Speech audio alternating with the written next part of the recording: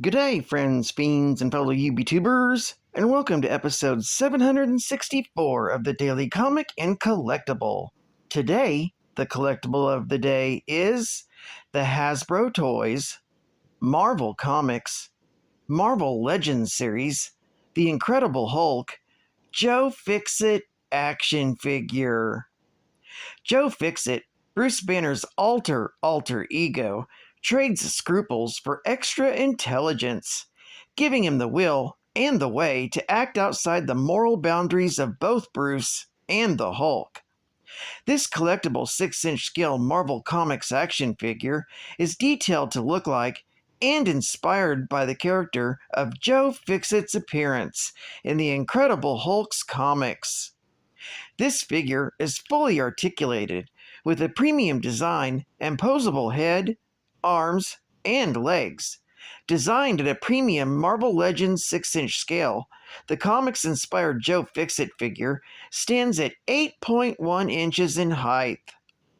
This oversized collector's box includes the Joe Fixit action figure, one extra pair of interchangeable hands, two interchangeable heads, one with and one without a hat, and a Tommy gun with removable ammunition drum. This Marvel Legends action figure was released in 2023 by Hasbro Toys. Now, the comic of the day is the Sensational She-Hulk, Volume 1, Issue number 29, with the cover date of July 1991, with story by Louise Simonson, art by Tom Morgan, and cover by Mike Zeck. This issue is titled The Fourth Wall and Beyond.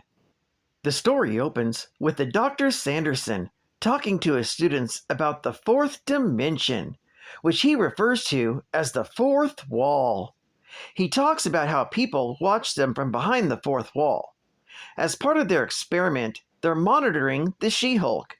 Jennifer, who's in court, is representing clients who want to prove that aliens exist. Jen feels that someone is watching her. Wheezy suggests that maybe it's the aliens. The courtroom is filled with reporters who bombard Jen with questions about the case. For the most part, Jen ignores the questions, as her clients, Mr. Incenti, Dr. Osborne, and Ms. Perlman arrive. As the professor and his students monitor the case, they fear that it's becoming too boring, so they decide to liven things up by using the professor's equipment to transport an alien through time and space. Suddenly, Venom appears in the courtroom and attacks She-Hulk. He ensnares her in his sticky mass, but Jen manages to free herself, ripping her clothes apart in the process. The students check the monitors and observe that the interest of the fourth dimension has increased considerably. Sanderson wonders whether it's a result of the popular villain or She-Hulk's sudden lack of clothing. She-Hulk continues to battle with the symbiote, and Wheezy helps by smacking Venom over the head with a binder. Sanderson explains to his students that he snatched Venom from the middle of a fight with Spider-Man. Venom is still in a fighting frenzy, and likely doesn't care that his new enemy isn't even Spider-Man. However, Venom suddenly notices Jennifer's green skin and is repulsed. She-Hulk takes advantage of this break in the fighting to try and interrogate him, demanding to know who sent him and why. Sanderson doesn't know if Venom could communicate or not, but decides to send him back before he can tell She-Hulk anything. Venom suddenly vanishes, and the judge assumes that this was all some publicity stunt She-Hulk worked up. He angrily dismisses her request for a further hearing. Sanderson then explains to his students that he sent Venom back to when and where he got him from. So he'll remember what happened, but will believe it was nothing but a dream. Jen is talking with her clients about the failed case. They believe that the attack was staged by the government to prevent the secret of aliens getting out to the public. But Jen disagrees. The students complain that things are getting boring. So this time, Sanderson lets them choose an adversary for She-Hulk. One of the boys chooses the Green Hulk, but another one disagrees and says they want the Gray Hulk. Moments later, both the savage Green Hulk and the Joe Fixit dressed Gray Hulk appear on either side of Jen. She ducks, and the two Hulks begin attacking each other until the sunlight suddenly reverts Gray Hulk back into Bruce Banner. She-Hulk then snatches Bruce out of the Hulk's hands before he can be killed. The students realize they screwed up and quickly send the two Hulks back to where they came from. A group of reporters rush up and start questioning She-Hulk about these attacks, but Jen has no information to give them. Suddenly, Wanda Mason arrives, flying Jen's car. Jen wonders how she managed it, but Wanda says that if a woman in their profession can't hotwire a car, what good is she? Jen, Wheezy, and the clients get into the car, and they fly away. In the car, Jen phones up Columbia University to talk to Brent Wilcox's replacement and consult about these weird occurrences. The new physicist is Professor Sanderson, who says he'll be delighted to help. However, the students worry that if She-Hulk is coming, she'll find out what is happening. Sanderson tells them there's no reason to panic, but agrees that they aren't ready for her yet. He goes to change out of his outfit and into something more appropriate. He also sends another diversion to slow down Jen, Wolverine. Wolverine materializes in mid-strike and slashes the car. He damages the stabilizers, and the car starts flying out of control. She-Hulk grabs Wolverine before he falls off the car. Wanda manages to land the car safely on the roof of the university. As soon as Jen and Logan start to talk, he suddenly disappears. The clients choose to stay in the car, while Jen, Wheezy, and Wanda go inside. While Jen is talking to Sanderson, Wheezy stares at him, trying to figure out why he looks so familiar. Wanda is also staring at him, finding him attractive. Sanderson agrees to try and pinpoint the source of these disturbances. Wanda gives him her number and tells her that if he discovers anything, he can call her day or night. The students are monitoring this in the other room and think that Wanda must be nuts since she's hitting on the professor. Another student notices that Wheezy looks suspicious, so they decide on their own to create another distraction. Spider-Man suddenly appears and webs up Wheezy, Wanda, and Sanderson. Spider-Man says, "Oops, you're not the Hobgoblin," and he apologizes for the webbing and tells them that it will dissolve in about half an hour. Jen then tells Spider-Man what has been happening and observes that a power surge registers on this equipment when it happens. Spider-Man points out that the surge is still going on and points her in the direction of the source before the students send him back. The students worry that Sanderson is going to kill them for this screw-up. They realize that they need to find a way to distract She-Hulk until the webbing dissolves. So they come up with a big one. They summon Apocalypse's starship. Jen sees it through the window and races back to her car. As Jen hops into her flying car, the clients decide to come along too for the chance to encounter real aliens. This story is continued in the Sensational She-Hulk, issue number 30. Geek Fact: Sanderson is actually the criminal mastermind known as Isbiza. He's a criminal genius in chemistry, physics, and other fields. It's important to clarify some of the facts pertaining to Isbiza's appearance in this story.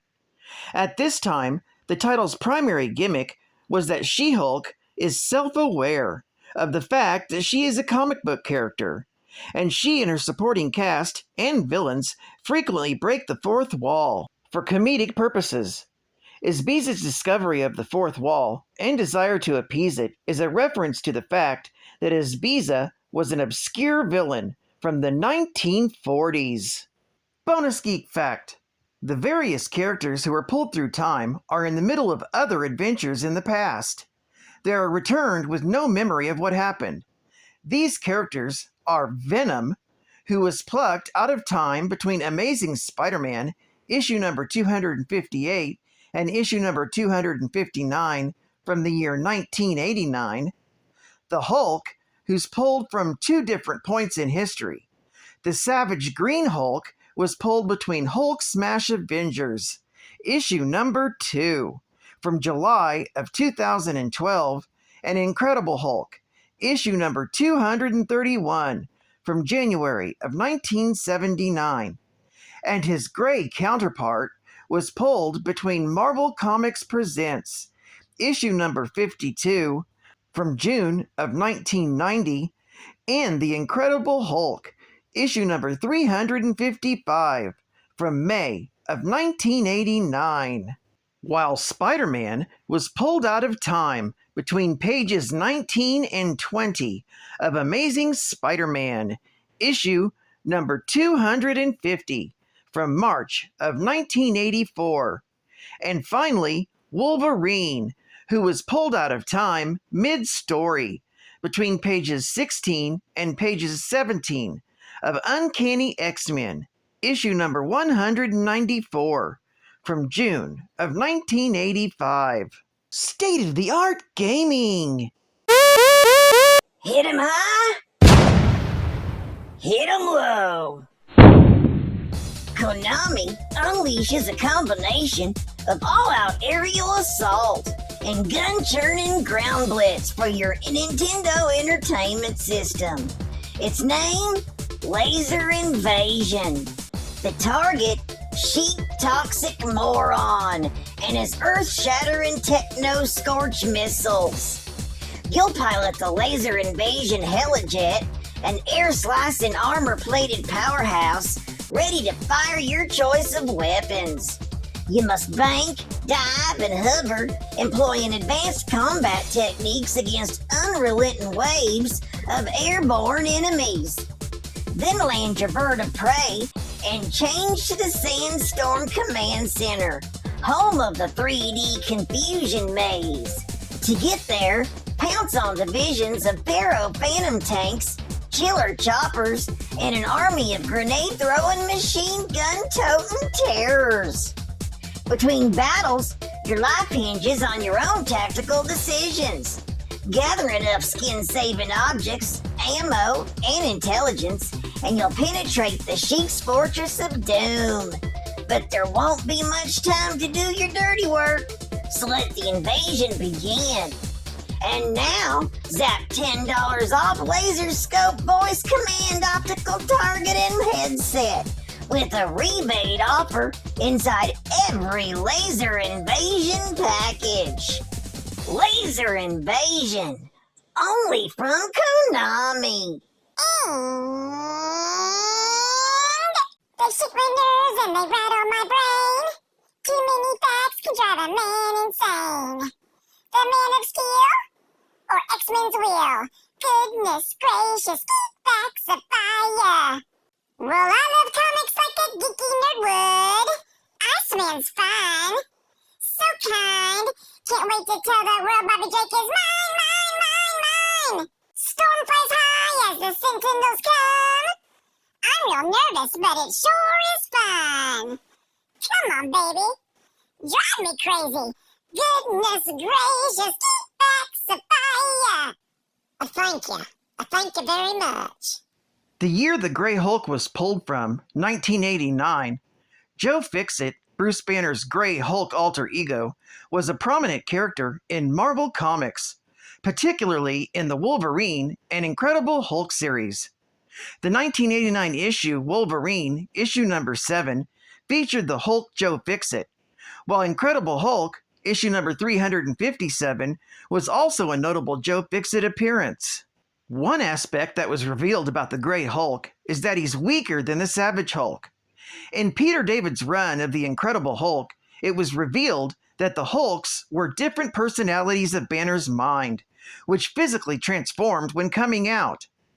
Fans learned that the Savage Hulk and Gray Hulk battled each other to come out, and the Savage Hulk personality won more often, hence appearing more.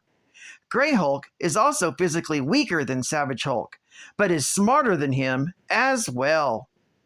Also, during Peter David's run on the Hulk comics, the Gray Hulk took on the name Joe Fixit while working as a mobster in Las Vegas. There, he worked as a Las Vegas mob enforcer for the Mafia, taking care of their problems at night, hence the name Joe Fixit. During his run, he would also forcibly turn into Bruce Banner at dawn, just as in this issue, since Bruce was ashamed of his Hulk's manipulative and mean personality. But come night, Joe Fixit would appear, with an oversized suit, hat, and shoes to go with the Hulk. Well, I'd like to thank you for joining me for another Daily Comic and Collectible, and I hope to see you again Monday. This is Cut Fan Comics Man, and I'll catch you on the flip, my cool kitties. Over and out.